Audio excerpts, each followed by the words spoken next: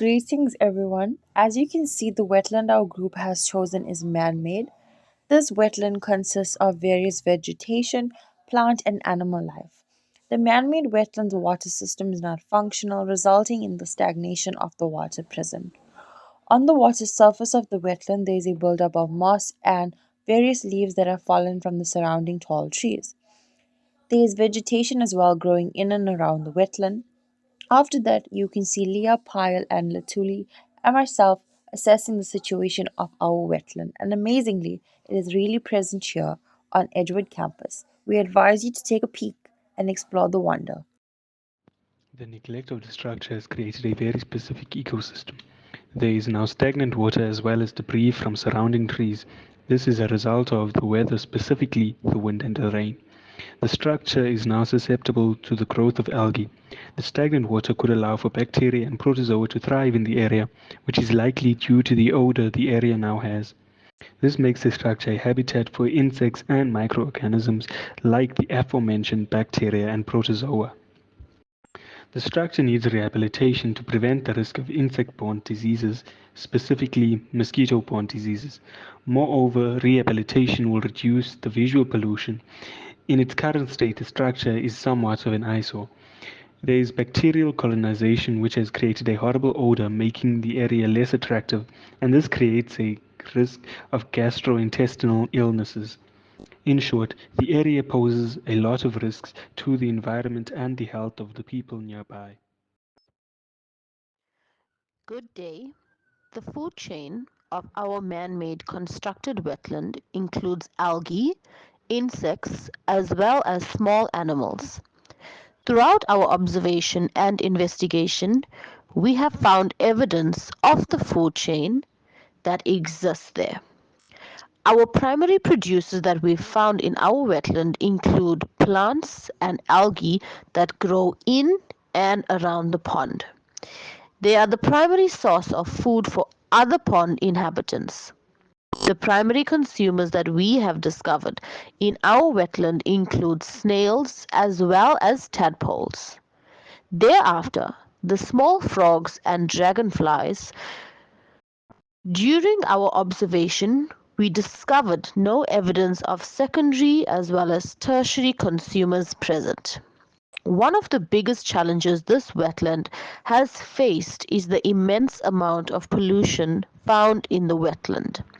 This consists of plastic, glass, and other waste material, as well as animal waste and human sewage. Another challenge is the lack of maintenance. Due to our wetland being manually constructed, it is imperative that we also take care of the wetland.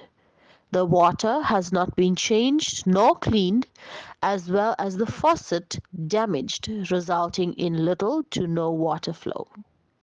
The third and final challenge is that of climate change and the loss of carbon soil and agriculture. Due to this, the wildlife cannot thrive and thus their habitat is destroyed. We'd like to share a recent project our team undertook to restore the old pond on campus. Over 2 weeks, we turned a neglected, litter-filled space into a cleaner, healthier environment for both the campus and the local wildlife. In the first week, we assessed the pond's condition and gathered the necessary resources. We then launched an awareness campaign to engage the campus community, followed by an initial cleanup where we removed litter. We also asked the students to spread the word on our no littering campaign to protect our campus ponds. We did this by handing out these pamphlets that our group made. Moving into the second week, we focused on deep cleaning, removing accumulated leaves and trimming overgrown plants. By the end of our intervention, the pond was visibly revitalized, offering a more appealing and sustainable environment for all. This project not only improved our campus, but also highlighted the importance of environmental stewardship. I was required to focus on and contribute to this group assessment was to interview a knowledgeable NGO or person regarding how we might improve and further enhance our intervention of our wetland. I had the opportunity to speak to horticulturists, Mohammed Adamji from Durban Botanical Gardens, as well as Zuziela from Umhlanga Lagoon Nature Reserve, who were able to offer their insight and expertise.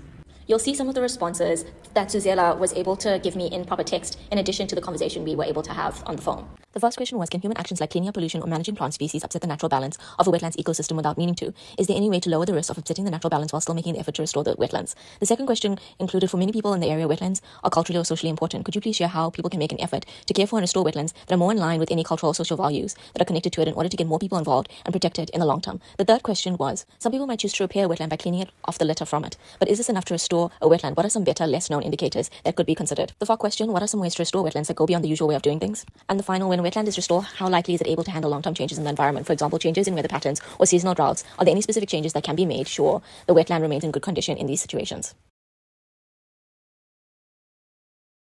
After numerous days of cleanup and tedious hours, this amazing wetland was somehow restored. As you can see, large amounts of leaves were moved into piles across the corners, and the litter that polluted the water was removed. The water looked a lot more healthier, and the thick layer of moss that was on the water surface had lessened. Our group faced many challenges, some friendly banter,